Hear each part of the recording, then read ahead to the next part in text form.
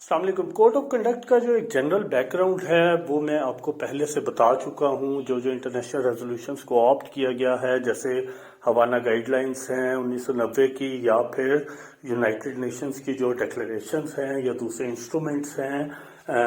To ensure freedom of all the persons, उन सारी चीज़ों को ऑप्ट करके कोड ऑफ कंडक्ट जो है उसको मुरतब किया गया है। और अगर आप इसको आज खुद भी गो थ्रू करेंगे तो कोई एज सच टेक्निकलिटी जो है वो उसके अंदर आपको नज़र नहीं आती, बल्कि एक जो है हेडिंग वाइज हर चीज़ को एक्सप्लेन किया गया है कि अगर प्रोफेशनल कंडक्ट है तो वो कैसा होगा, इंडिपेंडेंस है तो कैसी होगी, अगर इम्पार्शियलिटी है तो वो क्या है। अगर आप इसको देखेंगे तो जो जनरल बातें हैं कि जो प्रोसिक्यूटर हैं वो मेंटेन करेंगे ऑनर और डिग्निटी ऑफ देयर प्रोफेशन। इसके अलावा जो वो प्रोफेशनली काम करेंगे in accordance with law, faithfully, with diligence as well as with honesty. और अगर आप देखेंगे तो इनका जो एक एटीट्यूड है या कंडक्ट है बिफोर द कोर्ट्स, उसके बारे में उनको कहा गया है कि they will always be respectable to the courts, litigants as well as to the opposing जो ओपोनेंट काउंसल्स हैं उनके भी जो है वो रिस्पेक्टफुल रहेंगे। लेकिन जो उनके अपनी एक ड्यूटी है प्रोफेशनल असाइंड, उसके अंदर वो किसी किस्म का कंप्रोमाइज नहीं करेंगे। और यहाँ पर ही आपको ये बात मिलती है कि जो प्रोसिक्यूटर हैं, जैसा मैं आपको डिटेल से बता चुका हूँ, he is actually a counsel for the state, जो कि रिप्रेजेंट कर रहे हैं स्टेट को in all the criminal cases. और इसको एक और सेंस में कहा जाए तो ये जो इन्वेस्टिगेशन टीम है उसके एक तरह के लीगल एडवाइजर भी हैं, जिनको जगह जगह पर असिस्ट करना है इन अकॉर्डेंस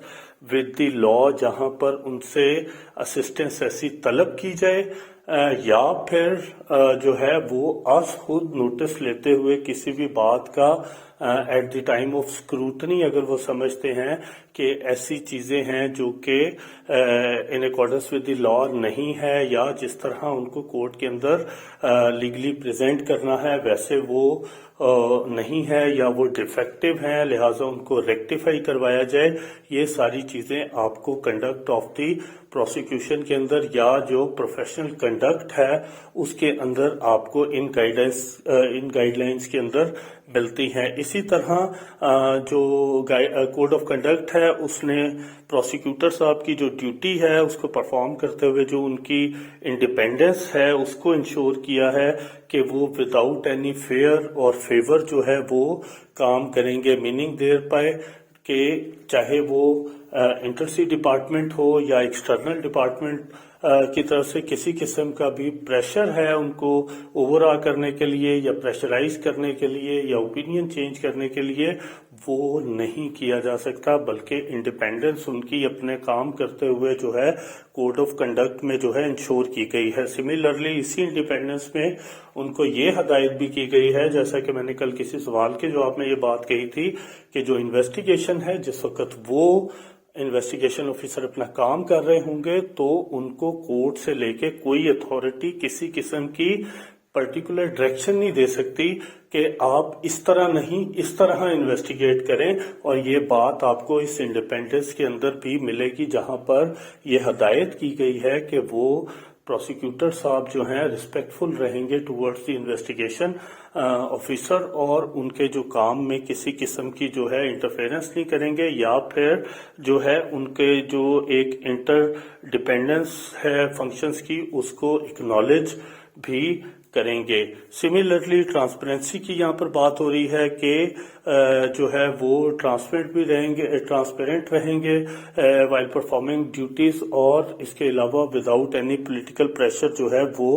काम करेंगे। फिर इम्पार्शियलिटी की बात आती है, ये उस सवाल का जवाब है कि जो प्रोसिक्यूटर साहब हैं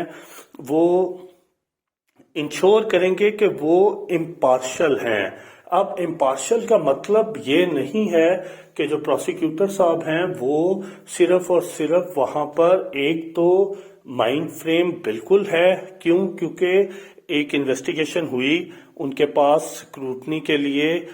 रिपोर्ट पेश की गई, उन्होंने उसको पढ़ा, पढ़ने के बाद एवेलुएट किया और एवेलुएट करने के बाद वो इस नतीजे पर पहुंचे कि ये केस फिट फॉर ट्रायल है और मैं इसका ट्रायल कंडक्ट करूंगा क्योंकि सफिशिएंट एविडेंस मौजूद है to get the accused convicted from the court. ये एक माइंड फ्रेम अपनी जगह, बट एक और माइंड फ्रेम ये है कि आपके पास हर तरह का मटेरियल मौजूद है, आप जो है in favour of the accused भी मटेरियल मौजूद है, अगेंस्ट द एक्यूज भी मौजूद है, लेकिन आप बतौर प्रोसिक्यूटर अपने आप पर ये चीज डोमिनेट कर लें कि नहीं, हर हाल में कोर्ट के सामने सिर्फ वो मटेरियल जाना चाहिए जो कि इन फेवर ऑफ द प्रोसिक्यूशन है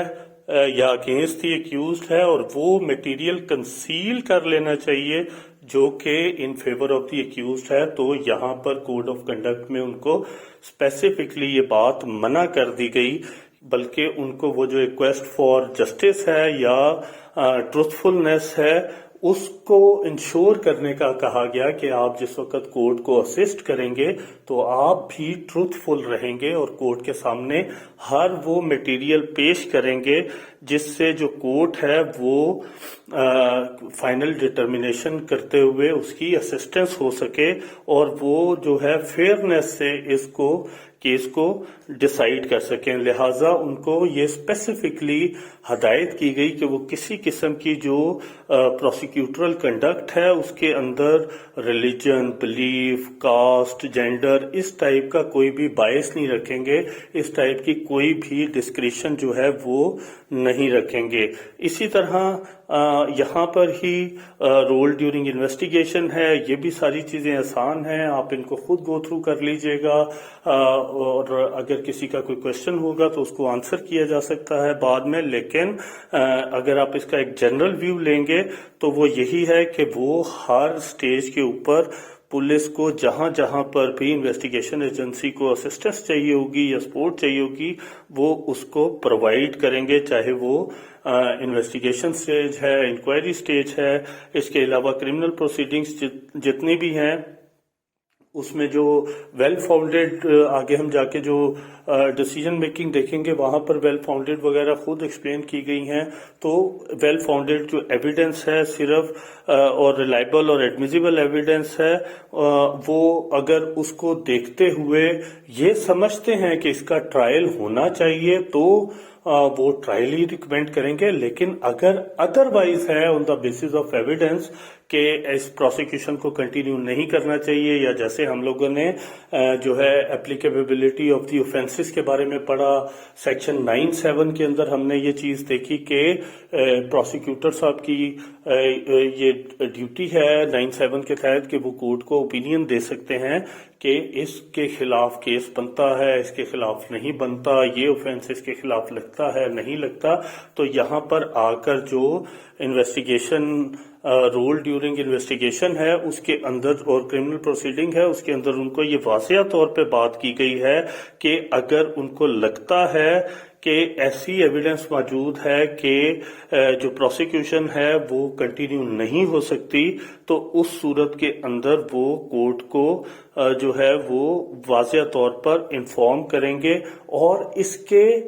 आगे नहीं जाएंगे, not beyond what is indicated by the evidence, like he will not be generating anything on his own कि जी नहीं अगर ऐसा नहीं तो ऐसे कर लिया जाए तो शायद फॉर्मली प्रोसिक्यूशन को जो है वो फायदा हो सकता है, तो वो ऐसी चीजें जनरेट नहीं करेंगे। इसी तरह जो प्रोसिक्यूटर साहब को इसी के अंदर इंश्योर करने का कहा गया है वो प्रोफेशनल डिग्निटी है, कॉन्फिडेंशियलिटी है कि जो भी लेजिटिमेट इंटरेस्ट के अंदर है, like he will not be disclosing anything to the parties और वट एवर जो भी आप इसको मुनासिब समझते हैं अंडरस्टैंडिंग के लिए। फॉर एग्जांपल जैसे पुलिस डायरीज हैं, ये कॉन्फिडेंशियल डॉक्यूमेंट है, इन्वेस्टिगेशन जब हो रही होती है तो उस वक्त जो है इस पे